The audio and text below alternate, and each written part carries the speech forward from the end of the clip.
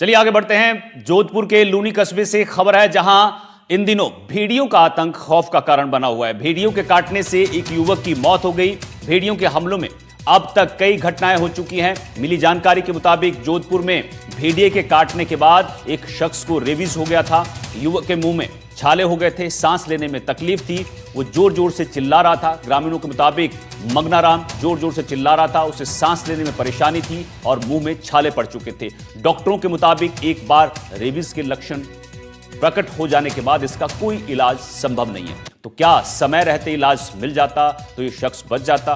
Luni CHC प्रभारी doctor Dinesh Soni ने बताया है कि पेशेंट को 16 अगस्त को भेड़िए ने काटा था। इसकी गर्दन के पास जख्म था। वो सीएचसी में 18 अगस्त को आया था। इस पर उसे टीका लगाया गया। इसके बाद 19 अगस्त को टीका लगाया गया था, लेकिन 3 दिन लेट आने की वजह से वायरस फैल गया। गर्दन या सिर के आसपास काटने पर वायरस ज्यादा प्रभावित करता है। जोधपुर के लूनी से शिकारपुरा रूट पर 18 अगस्त को भेड़िए के हमले का मामला सामने आया था। जांच में सामने आया था कि 2 दिन में लूनी क्षेत्र में भेड़िए ने 10 से ज्यादा लोगों पर हमला किया था। जोधपुर के लूनी से ये बड़ी खबर आपको बता रहे हैं, जहां जोधपुर में जंगली भेड़िए का आतंक मामले में अब एक शख्स की मौत हुई है। भेड़िए ने कई लोगों को घायल किया है। घायल लोगों को रेबीज के इंजेक्शन लगाए जा रहे हैं। मंगनाराम का जो शख्स है उसने इंजेक्शन नहीं लगवाया था, जिसके बाद उसकी मौत हो गई।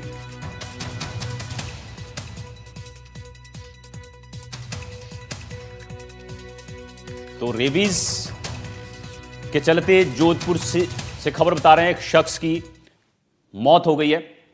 इस पर चर्चा करेंगे। हमारे साथ डॉक्टर छवि गुप्ता जुड़ी हैं, वरिष्ठ कंसल्टेंट हैं संक्रामक रोग की और यशोदा मेडिसिटी इंदिरापुरम से हैं।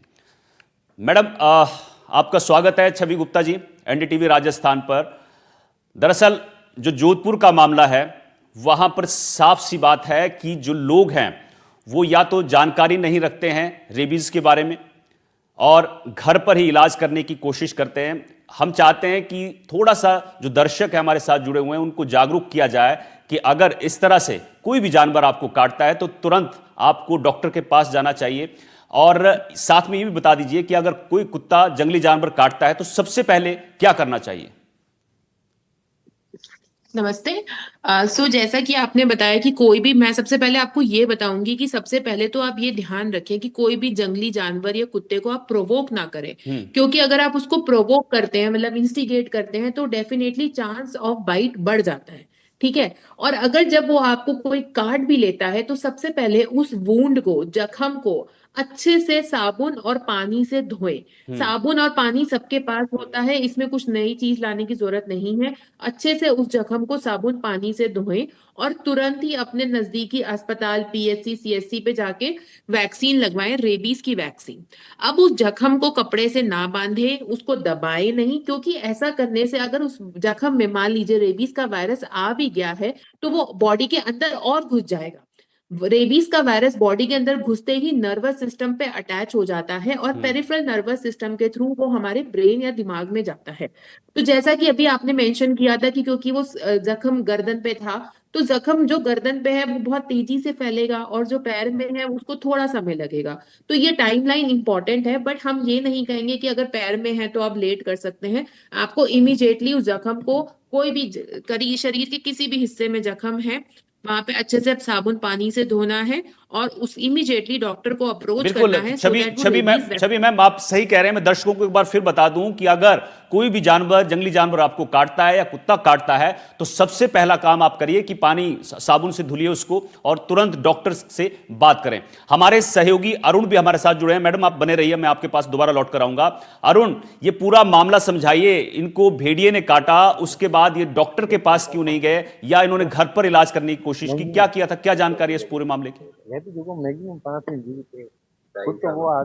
देखिए अनिल, अगर बात की जाए जिस तरह से लगातार आतंक बना हुआ था और आतंक के कारण जिस तरह से ग्रामीणों को जब भेड़िया ने काटना शुरू किया तो लोगों ने गश्त की, वो लोग भी हमारे साथ है जिन्होंने उस समय जो गश्त करके भेड़िए से लोगों को जागरूक कर रहे थे। लेकिन सबसे बड़ी बात यह है, मंगना राम का जो केस है उसमें उसने क्या किया था कि जब उसको भेड़िया काटा तो वो घर पर ही इलाज करने लगे। उसके परिवार के लोग अस्पताल लेकर नहीं गए थे। 3 दिन बाद जब लेकर गए तब तक रेबीज उनके शरीर में फैल चुका था और जिसकी परिणति ये हुई कि आखिर कल उस शाम को उसकी डेथ हो गई। लेकिन सबसे बड़ी बात यह है कि लूनी में अभी भी एक भेड़िया का लोग चर्चा कर रहे हैं। कल से फिर ये चर्चा उठी है कि भेड़िया अभी भी घूम रहा है। तो कह सकते हैं भेड़िया का एक ग्रुप होता है, उसमें से 3 भेड़िए मर चुके हैं। लेकिन अभी भी कुछ भेड़िए के जो परिवार के सदस्य है, वो बच्चे जो है यहाँ घूम रहे हैं, उसको लेकर लोगों में डर है।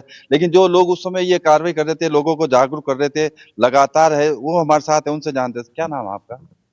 अशोक जी, क्या हुआ था, कैसे ये शिकार भेड़ियों ने किया और आज एक आदमी की जान चली गई? जैसे 15 अगस्त के बाद ये चल रहा था, 2-3 दिनों तक लगातार हुआ था कि भाई ऐसा कोई अज्ञात जानवर है जो लोगों पर हमला कर रहा है। तब तक ये भेड़िए की पुष्टि नहीं हुई थी कि भेड़िया है। जब पता चला तो प्रशासन को भी सूचित किया। फिर क्या हुआ, प्रशासन बिल्कुल घोड़े बेच के सो रहा था और उल्टा जो रेबीज हो रखा था भेड़ियों का, तो उनको 2-3 जनों ने पकड़ा और खैर उन्होंने जब वो सामने हमला किया तो उसको सिंपल सी बात है, उन्होंने बचाव के लिए उनके ऊपर लाठी मारी जिससे उनकी डेथ हो गई। तो प्रशासन उल्टा उनको लेके चले गए, जबकि उनको उस जानवर को रेबीज हो चुका था। तो उसमें उन्होंने तो कुछ गलत किया नहीं और प्रशासन अभी तक भी पूरा आंखें खोल के नहीं देख रहा है और न पूरा सचेत कर रहा है लोगों को कि भाई अगर किसी को भी काटा है तो रेबीज का है, टाइमली इलाज करवा लें, वैक्सीन लगवा लें। वो अभी कुछ भी नहीं कर रहा है। प्रशासन अपनी तरफ से पूर्णतया मौन है। प्रशासन कुछ भी काम नहीं कर रहा है और न लोगों की सहायता कर रहा है। दौलत, क्या लगता है ये जिस तरह से जो है अभी भी चर्चा चली गई, एक और भेड़िया कहीं घूम रहा है आसपास के, आपके पास समाचार है, आप लोगों ने लगातार दिन में गश्त करते थे, लोगों को जागरूक करते थे? बिल्कुल बिल्कुल, सुबह 9 बजे शिकारपुर में कई लोगों ने देखा भेड़िए को जाते हुए सालावास की ओर। तो उन्होंने भी आसपास के खेते में जो काम करे किसानों, उनको भी सावचेत किया है कि भेड़िया इस इलाके में देखा गया। और मेरा तो वन विभाग से यही अपील है कि जल्दी से जल्दी जो भी बाकी बचे भेड़िए हैं उनको रेस्क्यू किया जाए जल्दी। बिल्कुल अरुण, यहाँ जो ग्रामीण है उनमें दहशत है कि जल्द से जल्द वन विभाग जो है जो भेड़िया है उसको पकड़े। डॉक्टर छवि हमारे साथ जुड़े हैं। अरुण, मैं दोबारा आऊंगा आपके पास। डॉक्टर छवि, एक और चीज जाननी है। देखिए आजकल क्या है कि आदमी की जो जिंदगी है वो भाग दौड़ भरी, बहुत सारे ऐसे केसेस हैं कि बच्चे को कहीं कुत्ते ने दांत मार दिए या किसी जानवर ने काट लिया, बहुत बार ध्यान नहीं दिया जाता है। ऐसे केस में क्या लक्षण है ये बताइए, रेबीज के लक्षण क्या हैं और कैसे इस बीमारी का एक पता चल पाता है कि हाँ अगर किसी ने इग्नोर कर दिया कुछ घंटों के लिए तो उसके बाद लक्षण अगर तो उसको तुरंत डॉक्टर के पास, लक्षण बताइए क्या है इसके?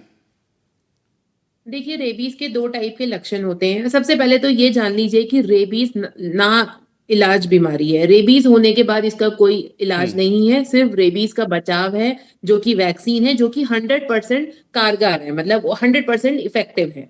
अब 2 टाइप के रेबीज होते हैं, एक फ्यूरियस रेबीज और एक होता है साइलेंट और डम रेबीज। अब जैसा कि ये जानवर जो है जो सबको काट रहा है, तो वो जानवर में भी उसी टाइप की रेबीज होती है, फ्यूरियस रेबीज, जिसमें वो क्या होता है कि आसपास जितने लोग मिलते हैं सबको काटना शुरू कर देता है, पागलों की तरह इधर उधर भागना शुरू कर देता है। ये तो जानवर में होता है। लेकिन इंसान में जब ये बीमारी आती है तो उसमें सबसे पहले मोस्ट इंपॉर्टेंट फीचर होता है हाइड्रोफोबिया। उसे पानी को देख के बहुत डर लगता है, ठीक है। धीरे धीरे वो उसकी बॉडी में फैल जाता है, सांस लेने में दिक्कत आती है, रेस्पिरेटरी मसल फेल हो जाती हैं, वेंटिलेटर की नौबत आ जाती है और अल्टीमेटली पेशेंट एक्सपायर हो जाता है। इसके साथ साथ छोटा मोटा बुखार, खांसी और अलग तरह तरह के छाले या कोई और लक्षण भी हो सकते हैं। बट 2 इंपॉर्टेंट पॉइंट्स जो बहुत इंपॉर्टेंट याद रखने वाली हैं वो है हाइड्रोफोबिया, पानी से डर, और सांस लेने में दिक्कत जो मरीज की डेथ का कारण होता है, ठीक है। इसके अलावा मरीज कुछ भी बड़बड़ाने लगता है, कुछ भी बोलने लगता है क्योंकि डर होता है। ये सब एक बीमारी है। ये तो हो गए फ्यूरियस रेबीज से। अब जो साइलेंट रेबीज है उसमें क्या होता है, मरीज कुछ नहीं बोलता, बिल्कुल साइलेंट वे में रहता है। डम रेबीज भी कहा जाता है इसको। उसमें इस टाइप के कोई वायलेंट सिम्टम्स नहीं होते, बट उसका भी कोई इलाज नहीं है। तो रेबीज के तो ये सिम्टम है, तो इसके बीमारी का कोई इलाज नहीं है एक बार रेबीज लग गया। लेकिन हाँ, इसका बचाव का इलाज है। रेबीज वैक्सीन के अलावा एक रेबीज इम्यूनोग्लोबुलिन आता है, वो एक जो कैटेगरी 3 बाइट होती है, जो गहरे घाव होते हैं उसमें इमीडिएटली घाव के आसपास दे दिया जाता है, बिकॉज वो इमीडिएटली वहां पे वायरस को इनएक्टिवेट कर दे।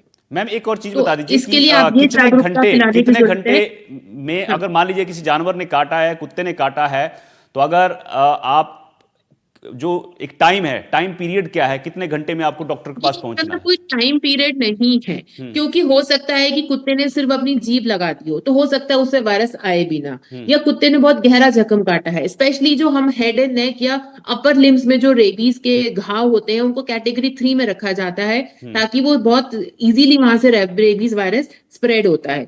कुत्ते के अलावा भेड़िया या बंदर, मॉन्की बाइट्स या वाइल्ड बैट्स, चमगादड़, ये भी रेबीज ट्रांसमिट करती हैं। ये बहुत ठीक है, इंपॉर्टेंट है, ठीक याद है, रखने वाली ठीक है। है डॉक्टर छवि, ठीक है। बहुत बहुत शुक्रिया आपका। अरुण, आपका बहुत बहुत शुक्रिया।